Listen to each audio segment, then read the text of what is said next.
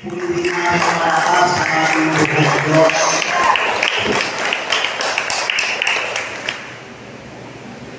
Brothers and sisters, our reading for this coming Sunday, 21st Sunday in Ordinary Time, is taken from the Gospel of our Lord Jesus Christ according to St. Luke, Luke chapter 13, verses 22 to 30. Ebanghelyo ayon kay San Lucas, ang kabanata 13, simulang talatang 22 hanggang 30. Luke chapter 13, verses 22 to 30. At ganito po ang mababasa ng Ebanghelyo ito sa wikang Ingles. Then Jesus went through the towns and villages, preaching as he made his way to Jerusalem. Someone asked him, Lord, are only a few people going to be saved? He said to them, make every effort to enter through the narrow door, because many, I tell you, will try to enter and will not be able to. Once the owner of the house gets up and closes the door, you will stand outside, knocking and pleading, Sir, open the door for us. But he will answer, I don't know you or where you come from. Then you will say, we ate and drank with you, and you taught in our streets. But he will reply, I don't know you or where you come from. Away from me, all you evildoers. There will be weeping there, and gnashing of teeth, when you see Abraham, Isaac, and Jacob, and all the prophets in the kingdom of God, but you yourselves thrown out. People will come from east and west, and north and south, and will take their places at the feast in the kingdom of God. Indeed, there are those who are last, who will be first, and the first who will be last. Purihin natin si Yahweh ang siya ng mataas. Nagpatuloy si Jesus sa kanyang paglalakbay. Siya'y natuturo sa bawat bayan at nayon na kanyang dinaraanan patungong Jerusalem. May isang nagtanong sa kanya, Ginoo, kakaunti po ba ang maliligtas? Sinabi niya, pagsikapan ninyong pumasok sa matipot na pintuan. Sinasabi ko sa inyo, marami ang nagpipilit na pumasok, ngunit hindi makapasok. Kapag ang pinto'y isara na ng puno ng sambahayan, magtitiis kayong nakatayo sa labas at katok ng katok. Sasabihin ninyo, Panginoon, papasukin po ninyo kami. Sasagutin niya kayo, hindi ko alam kung taga saan kayo. At sasabihin ninyo, kumain po kami at uminom, nakasalo ninyo, at naturo pa kayo sa malagsanan namin. Sasabihin naman ng Panginoon, hindi ko alam kung taga saan kayo. Lumayo kayo sa akin, kayong lahat na nagsisigawan ng masama. Tatangis kayo at magmanalit ang inyong ngipin kapag nakikita ninyong nasa kaharian ng Diyos sina Abraham, Isaac at Jacob, at ang lahat ng propeta, at kayo naman ipinagtatabuyan sa labas. At darating ang mga tao buhat sa silangan at kanluran sa hilagang at timog, at dudulog sa abad sa kaharian ng Diyos. Tunay ang may nahuhuli mauuna, at may nauna mahuhuli. Brothers and sisters, ito po ang mabuting balita para po sa ating lahat buhat sa Panginoon.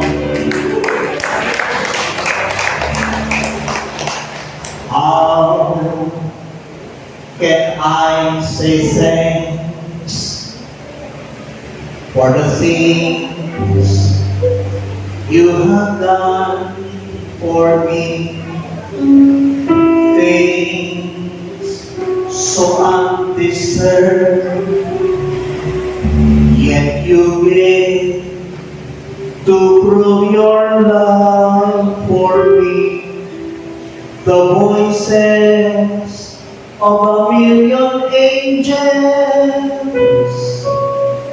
could not express my gratitude. All that I am and ever hope to be, I owe it all to Thee. Ang mga parang ipapapano pa nakatampot ang pinagawin. To God be the glory. To God be the glory.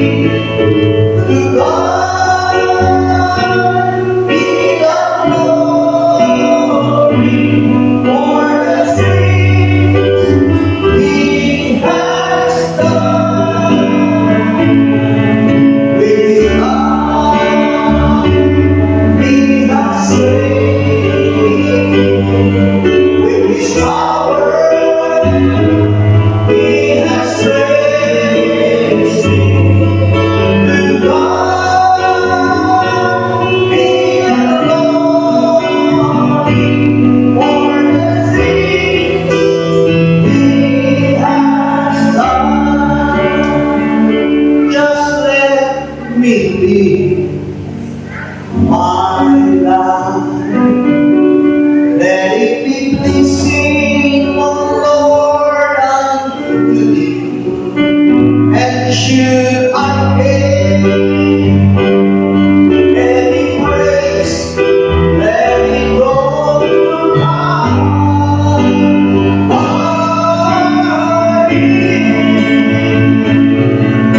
To God be the glory. To God be the glory. To God be the glory for the things He has done. With His love He has saved. With His power He has raised me. To God be the glory for the things He has done. To God be the glory. To God be the glory. To God be the glory for the things He has done. His love He has saved me. With His power He has raised me. To God be the glory for the things He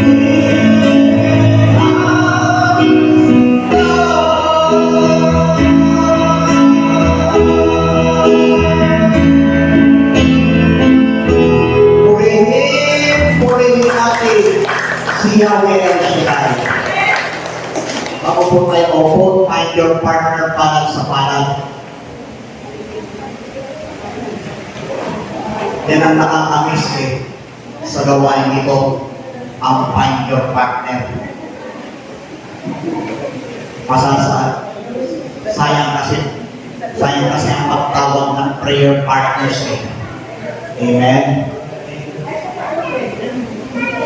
Pag sinabi ko 1 plus 1, tatlong salpo, at sasabihin nyo sa partner mo, friendship, are you in or out? 1 plus 1.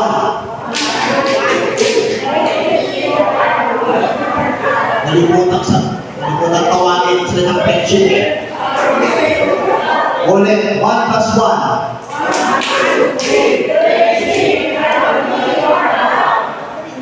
Now, pag sinabi mong 3 plus 3, 7 salpok at sasabihin sa partner mo, friendship, I am in. 1 plus 1.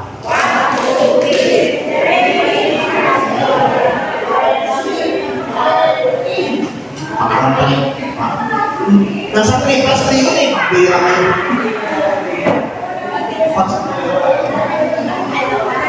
1 plus 1. 1 plus 1.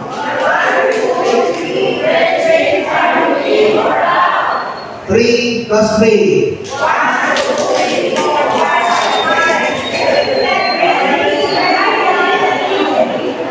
Now, pag sinabi mong 7 plus 7, 15 salpo sa palad ng inyong partner at sasabihin ninyo ng malakas, if you want to eat, listen first the living word of God.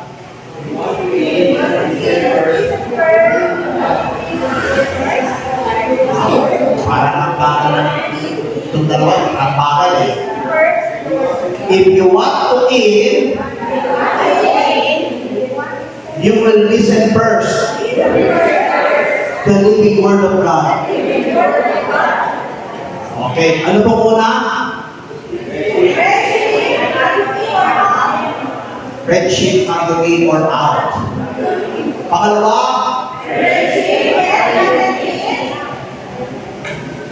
Pangatlo?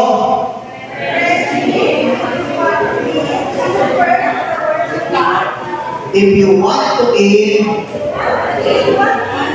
you will listen first to the living word of God. Okay. Okay, 1 plus 1.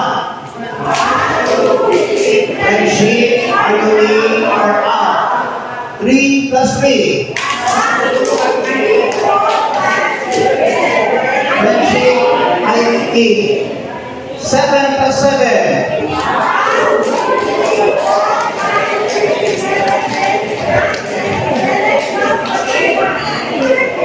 If you want to eat, you will listen first to the living word of God.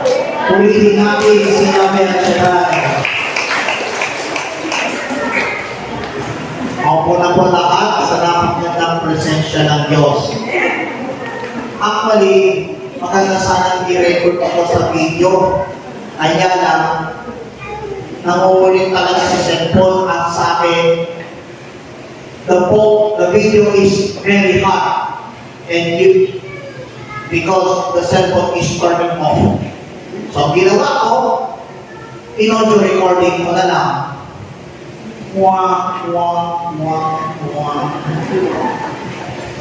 Anyways, isang pinagpalang gabi po sa inyo lahat.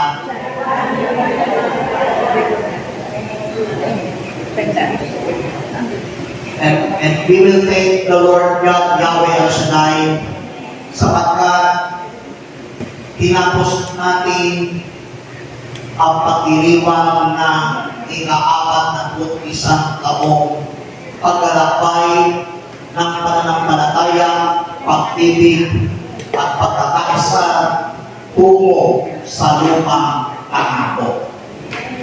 Amen? Amen. Napaganda po ang tema ng 41st anniversary overnight. A journey of faith, love, and unity towards the promised land. At yung lupang pangako, yan ang itinagod sa atin ng buhay, banal at makapangyarihang Diyos.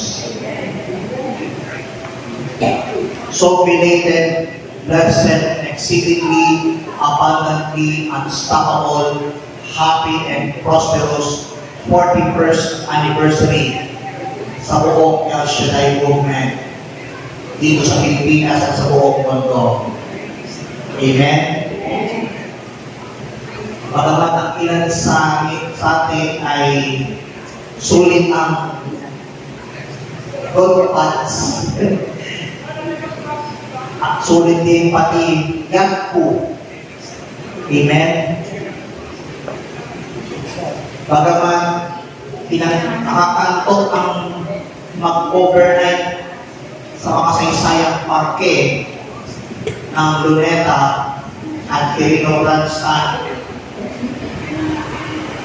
pinatitibay pa rin tayo ng pananampalataya, pag-ibig at pagkakaisa.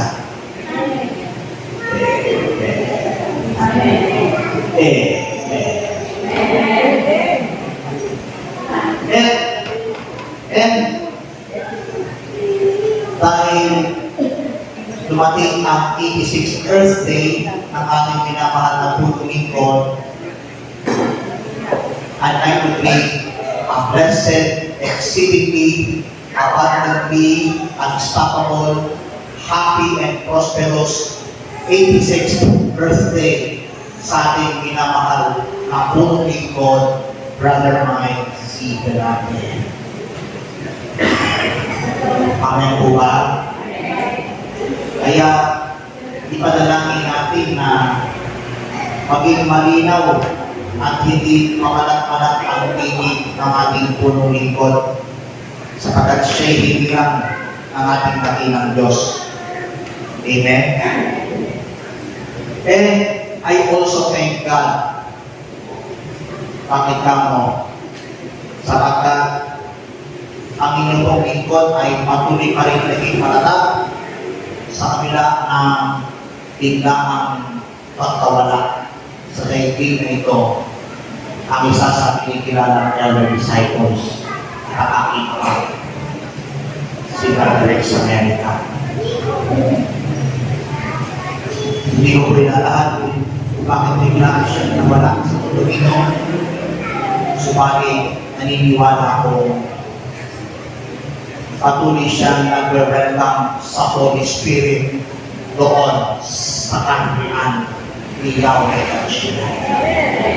At siya rin ay kabilang sa mga pumasok sa makipot na pintuan. Amen? Amen. At tamang-tama po, kapag po ang ulo ng makalangit na balita sa linggong ito, ay tatawagin ko. Ito po ay pamamagatan ko po.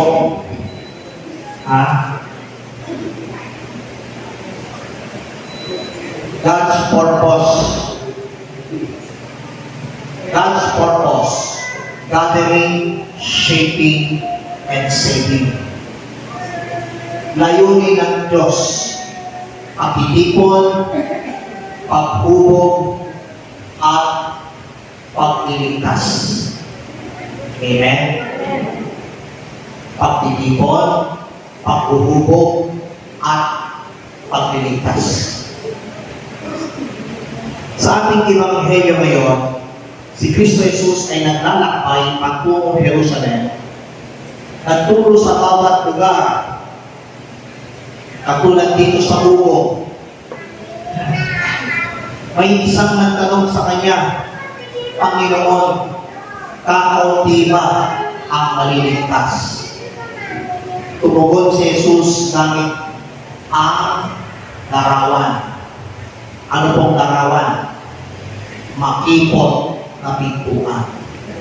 Sa Ingles, narrow na magpapaalala sa atin na ang pagpasok sa kaharian ng Diyos ay nangangailangan ng pananampalataya, pagsunod at pagpitya.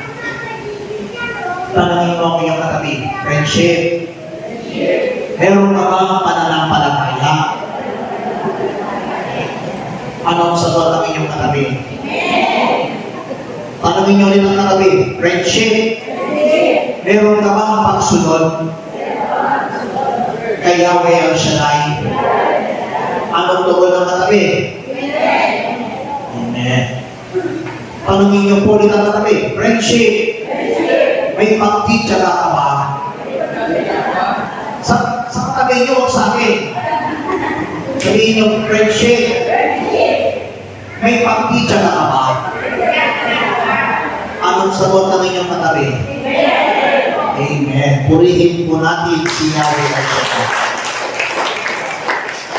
Now, ang gawain ng Diyos sa ating buhay ay tungkol sa pagtitipon, paghubog, at pagliligtas sa atin. Amen? God's work in our lives is about gathering, shaping, and saving every one of us for eternal life. Amen? Now, isa-isahin natin itong tatlong layunin ng gawa ng Diyos. The first purpose of God's Word is gathering, pagtitipon. Tulad dito sa kapilya ng Nuestra Señora del Rosario, tayo nagkakatipon upang ano? Upang makipagtsatsakan? Hindi po. Upang ituon ang mata at tainga at ang ating puso sa mabuting balita ni Yahweh. God is in the business of gathering people into His kingdom. He calls all, regardless of background, status, and nation. Ang Diyos ay nagtatalaga upang tipunin ang lahat ng tao sa kanyang kaharian. Amen po ba? Tinawag niya tayo, anuman ang ating pinagmulan, kalagayan, o bansa. May ibang lugar na walang Diyos. Tanungin niyo kung malakas, bakit ako? Ang nasa utak, puro kabuluhan. Tama o tama? Kala ko sinungaling. Purihin natin ang buhay ng Diyos. Now, ano po ang sabi ng Panginoong Yesus sa John chapter 10 verse 16? I have other sheep that are not in the sheepfold. I must bring them also. Mayroon pa akong ibang tupa na wala sa kulungan ito. Sila'y dapat muling dalhin. Ano yung sabihin ng salitang dalhin? Hikayatin, dalhin, ipunin, saan? Sa kanyang tawan. Upang ano? Upang makinig sa pinig ng mabuting pastor. Amen. At ano po ang sabi ng Panginoon Yesus sa Matthew chapter 11 verse 28 hanggang 30? Ito ang sabi ni Jesus, "Come to me, all you who are weary and burdened, and I will give you rest." Hindi permanent rest. Amen. Yung salitang rest, hindi permanent, kundi spiritual rest. Amen. Take my yoke upon you and learn from me, for I am gentle and humble in heart, and you will find rest for your souls. For my yoke is easy and my burden is light. Amen. Napakaliwanag na sinabi ni Jesus, lumapit kayo sa akin, kayong lahat na napapagal at nabibigatan sa inyong pasanin at kayo'y pagpapalawin. Pasanin ninyo ang aking pangako at mag-aral kayo sa akin, sapagkat ako'y maamaw at mababa ang loob at makakasumpong kayo ng kapahingahan para sa inyong kaluluwa. Sapagkat magaang dalhin ang aking pangako at maginhawang dalhin ang pasanin ibibigay ko sa inyo. Purihin si Jesus. That's the revelation of God sa lahat ng mga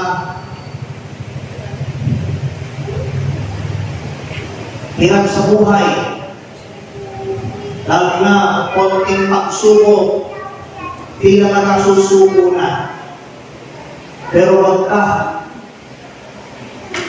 Kung napapanood niyo po yung Netflix documentary ng Sabado ng Galing, alam niyo, natutuwa ako doon sa ilan sa mga video clips na nakasilip sa documentary. Lalo na yung lumabas yung maliit na gusali sa, I think, somewhere in Santo Niño Paranaque. Natutuwa ako doon sa slogan niya. Nakalagay, DWXI 1340 kHz, God's power. Amen? Amen. Diyan ako nahihiwaga eh. Amen? At doon, ang unang slogan ng himpilan na ito. Hindi ko alam kung bakit God's power ang tawag doon sa istasyon niya. Sa isang maliit na himpilan, sinimula ng ating punong lingkod ay bahagi ang kanyang salita, buhat sa ating Panginoon. Ang title pa nga ng programa sa DWSI, To God Be the Glory. Katulad ng inawit natin kanina after reading the Gospel. To God be the glory. Alam nyo, after 4 months ng kanyang broadcast, bilang parang gusto'y tumigil. Si Brother, parang gusto'y parang itigil ang kanyang broadcast. Parang ibigay sa iba yung kanyang stuff. Pero, anong hiwaga mayroon ng Diyos? Dumating ang unang liham. Hindi ko sasabihin kung hindi ko po babanggitin ang pangalan sapagkat isa rin po siya sa mga magagawa ng ating gawain doon sa upper liputan. Siya po ang pinakaunang letter sender sa programang To God Be the Glory na nag-jokes kay Brother Mike na huwag titigil sa pag-broadcast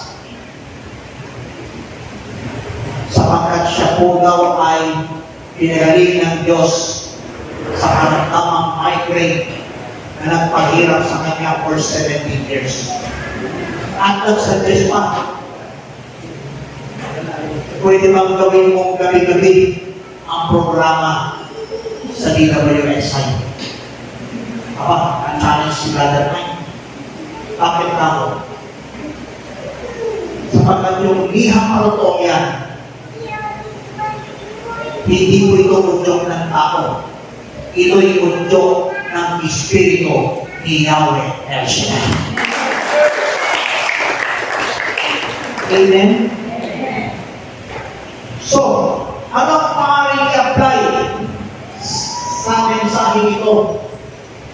Sa unang layunin na ito, inaanyayahan tayong tumugon sa kanyang pagtawag at maging tagapagtipon ng kaluluwa. Amen? Amen. We are invited to respond God's calling and also to be the gatherers of spiritual souls. Amen? Ang ibig sabihin ng salitang gatherers of soul. Tayo'y tagapagtipon ng mga kaluluwang lumaypay sa espiritual na kalagayan. Purihin si Jesus. The second purpose of God's work is shaping, paghuhubog. After gathering, God begins to shape us. Pag matapos tayong tipunin, sinimulan ng Diyos na tayo'y hubugin, molding our character, teaching obedience, and train us to walk in holiness. Binago ng Diyos ang ating pagkatao, tayo tinuturuan ng Diyos ang pagsunod, at tayo sinasanay na lumakad saan? Sa pagiging buwan? Hindi. Tayo'y lumakad sa kabanalang galing sa buhay, banal at makapangyarihan Diyos. Saan mo hinamo itong pangalawang layunin ito? It's found in the letter of St. Paul to the Romans. Romans chapter 12, verse 2. Be transformed by the renewing of your mind. Huwag kayong pumayon sa takbo ng mundo kere. Magbago na kayo. Mag-iba na kayo. At magbago ng inyong isip.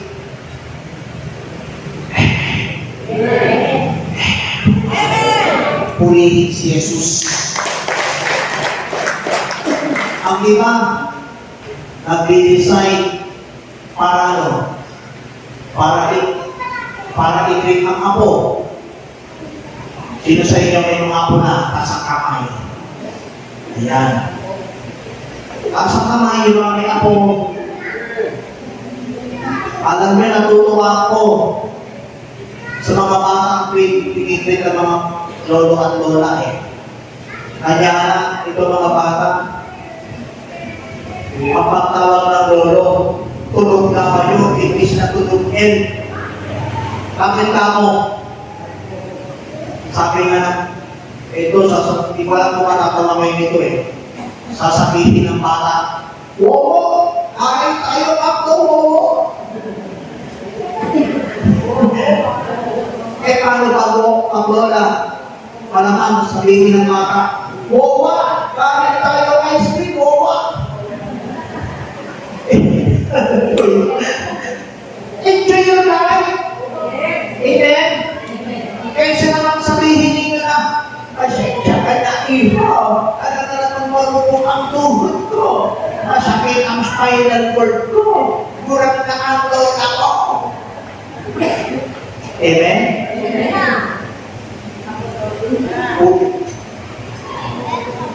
Pwera na kung may hawak na tungkol. Purihin si Yahweh na siya na yung kalakas. Amen? Now, ano po ang sabi ng aklat ni Prophet Isaiah? Isaiah chapter 64, verse 8. We are the clay, and you are our potter. Kami ang puti, ikaw ang magpapanayok. Ang ibig pala sabihin, si El Shaddai ang magpapalayok at tayo ang putik. Siya ang nag-mold at nagbabago ng ating pagkatao mula sa pagiging pangit na kalagayan tungo sa kalagayan kasamang naglilingkod kay Yahweh El Shaddai.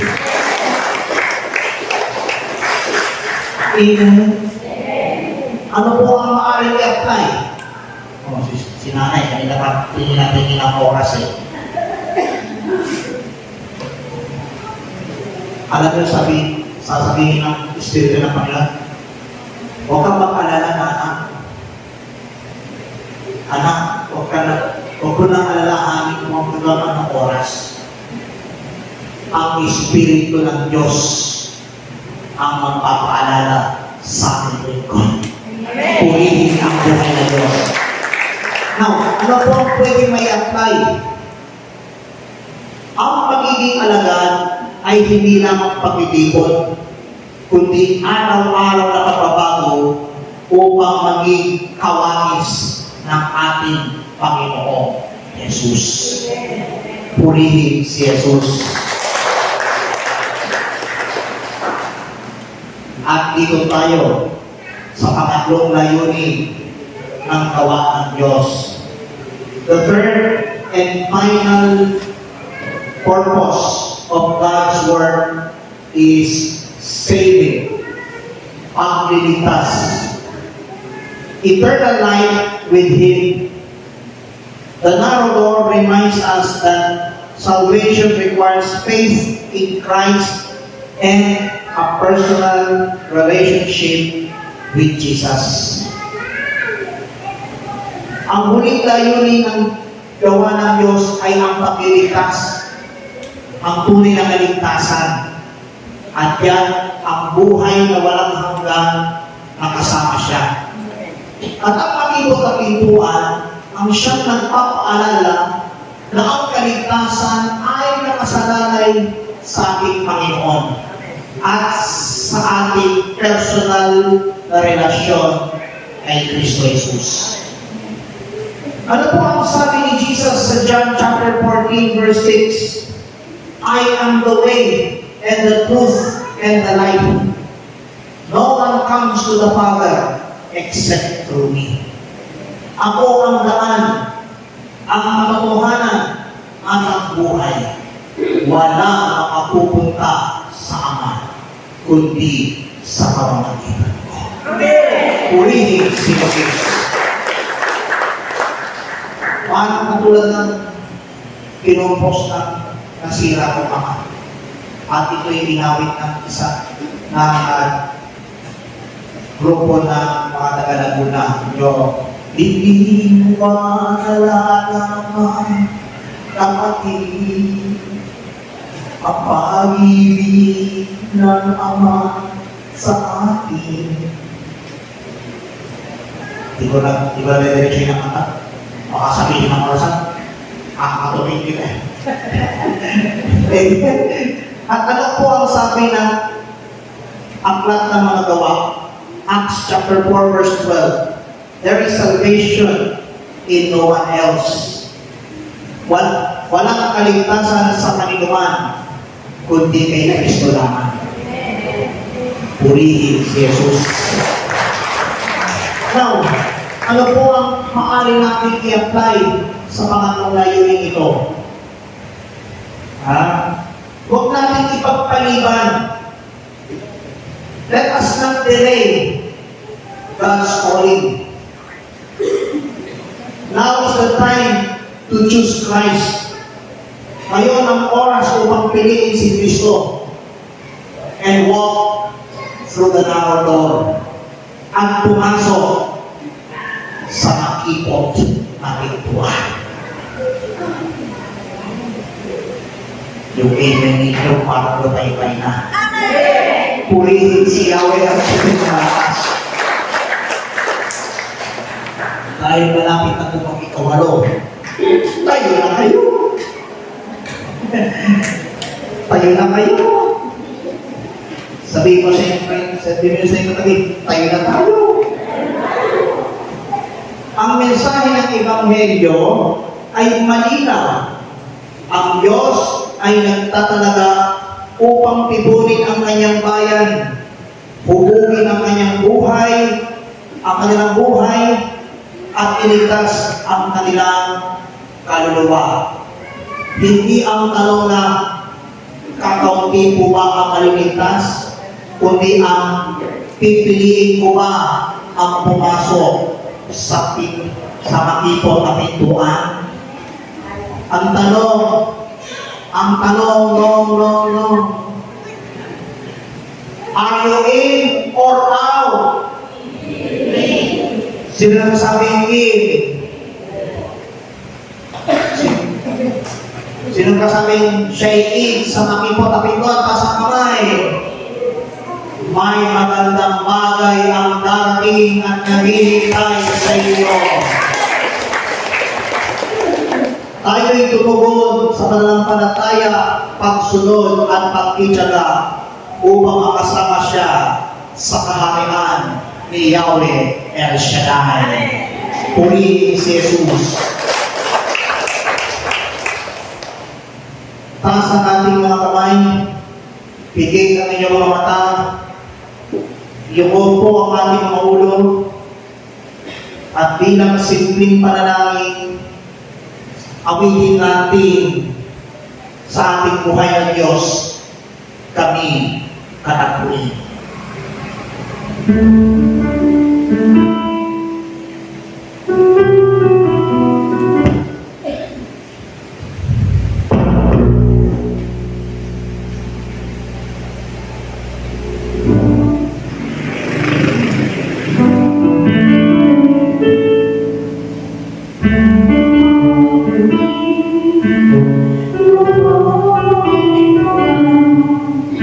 Sumasamba sa isang Diyos.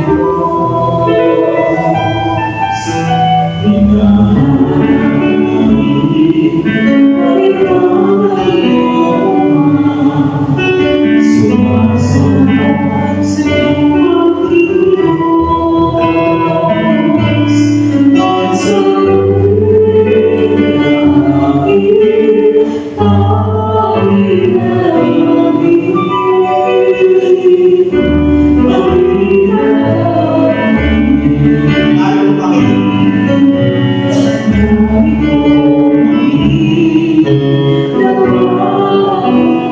pagkakailangan.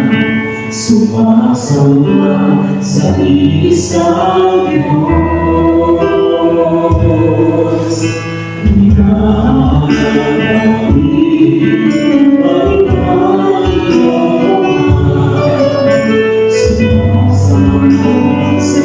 Panginoon. At sa hinahanapin aming dalangin, kami natapunin. Iparanas mo sa amin ang iyong kapangyarihan. Iparanas mo sa amin ang iyong kapangyarihan.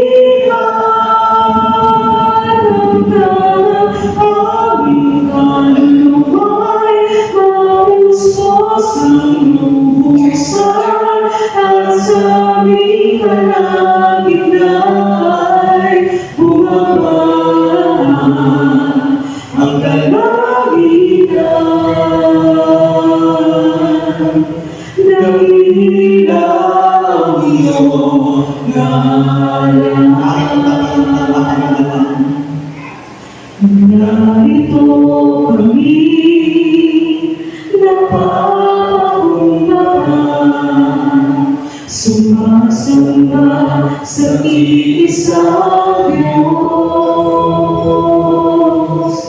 Hinahanap namin kalipan ang iyong mukha, sumasamba sa iyong Panginoon. At sa himig na hangin, aming dalangin, aming dalangin. Iparanas mo sa amin ang iyong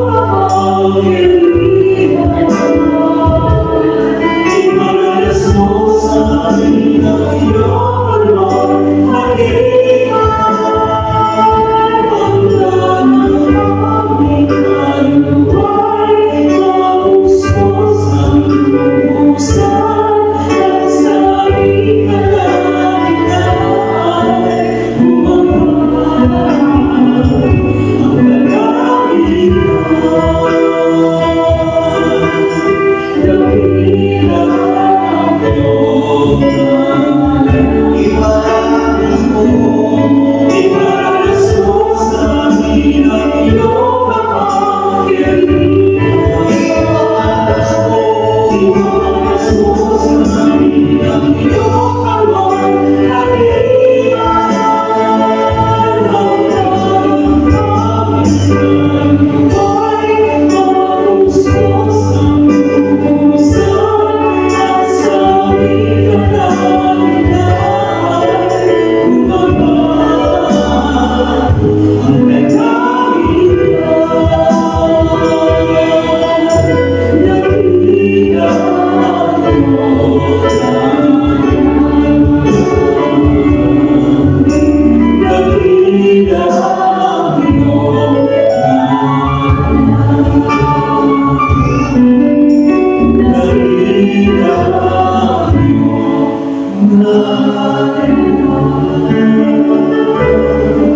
Diyos sa mga makapangyarihan, maraming salamat sa mensahe na pahayagan tungkol sa iyong dakilang layunin ng iyong paggawa, ang pag-iipon, paghuhubog at pagliligtas.